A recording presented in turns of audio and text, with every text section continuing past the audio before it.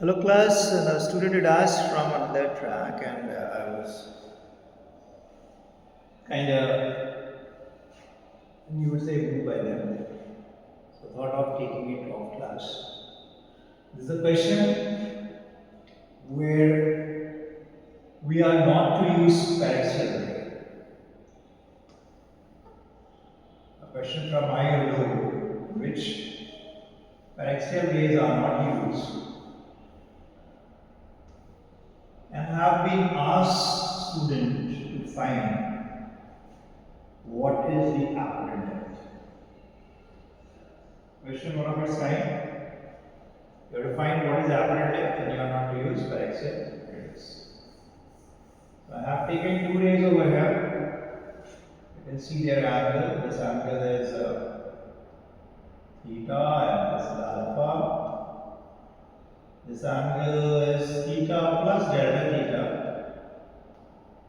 And this too is alpha plus delta. Height here, h is our known. And h prime is what we are to calculate.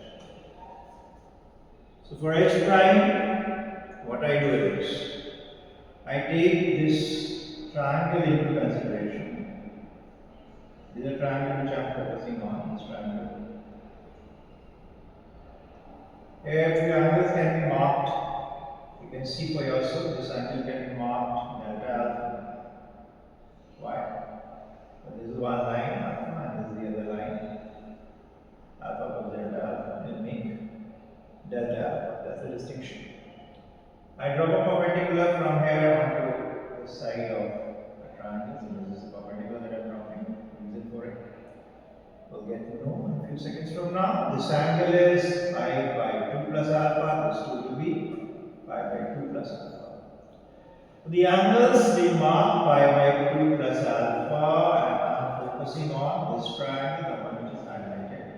I seek from any one of you what will be the hypotenuse of this triangle marked. You can get cos term done, the cos or sine, whichever is feasible. I think sine will do, as perpendicular and hypotenuse are to be related. So sine of the angle pi by 2 minus alpha, what will that? We marked hypotenuse perpendicular by hypotenuse. So perpendicular is what for us? Perpendicular is h prime, which is perpendicular, and hypotenuse is what we want to find, which is h. Hypotenuse from here is gettable, I presume. Hypotenuse will be h prime into sec of the angle alpha. This goes down constant. So h prime is equal to h cos alpha. The subject should be hypotenuse. That's the reason I am taking hypotenuse to the left of the equality, and this is what we are getting. Once you have got this, we shift our focus to the other right triangle, which is this one. This one is the right triangle I am shifting my focus to. This is the right triangle. This right triangle, what is known to me is the hypotenuse. Hypotenuse is known. So hypotenuse we are aware of, and what known is the small angle. I wish to write this part, this one. What is this one? So this is perpendicular. We have to relate yet again perpendicular and hypotenuse. Let's write that down. Cos of the angle alpha will not work, right? So sine of the angle delta alpha is what we will be taking. Sine delta alpha is perpendicular. Perpendicular is what I have to find. So that is P this time as symbol. Hypotenuse. Hypotenuse will be as found above. H prime sec of the angle alpha. Which gets us perpendicular as h prime sec of the angle alpha into sine of the angle delta alpha. This is alpha. Sec of the angle alpha into sine of the angle delta alpha. Fair enough. The eventual, which is this part, I wish now get this part. Okay. This is 90 minus alpha. This will also be 90 minus alpha. Right. Now I want to get now this part. Let me highlight this part.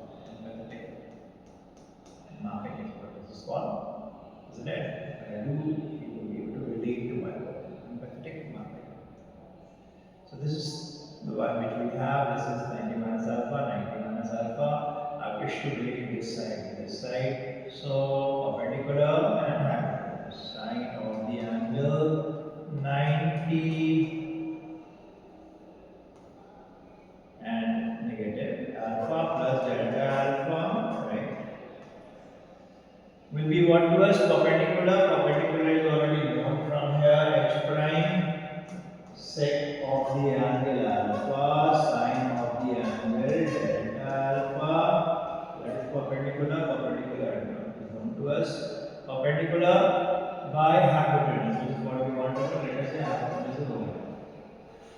what we then get to see from here is OM is equal to H prime.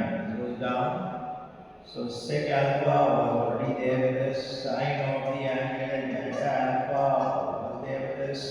This becomes cos, and cos of the angle, cos will go down. So it will change.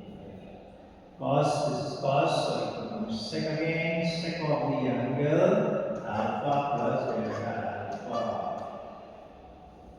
What then we can do is we can go for some approximations. Sec alpha over here, and this also the sec square alpha sine of the angle delta alpha, or H prime sec square alpha. Delta alpha is smaller than just delta alpha. If we follow the suit, then we can write OM. Now here we can write OM following the other triangle, which is this. We follow this triangle and draw parallel from here. Then OM can be written as H for this case, sec square theta, theta angle, and d theta. Okay. We can equate them, they are same, so H prime sec square alpha into delta alpha. H prime being the subject, H prime is equal to H sec square theta d theta divided by sec square alpha delta alpha. The question boils down to what will be d theta by d alpha. We have Snell's law for it, direct over here. Sine of the angle theta by sine of the angle alpha is equal to what to us? 1 by mu theta to alpha. Differentiating mu cos theta d theta is equal to cos alpha d alpha, which is to get us what we require, and that being d theta by d alpha. What is it for us? Cos alpha by mu cos theta. Placing it over here, H sec square theta, now d theta by d alpha. Check from there, d theta d alpha, what are you getting? And over here you are having d theta d alpha. So H sec square alpha, let me write that down. D theta d alpha is what to us? It's cos alpha mu, so cos alpha by mu cos theta, which is what to get us. You can see for yourself. H cos cube alpha by mu cos cube theta. Remember this formula, the very important formula, general formula. If theta alpha is small, then you get the regular specific case H by mu cos square cos cube. Square there, cube here. Cos cube alpha by cos cube theta. Thank you, class.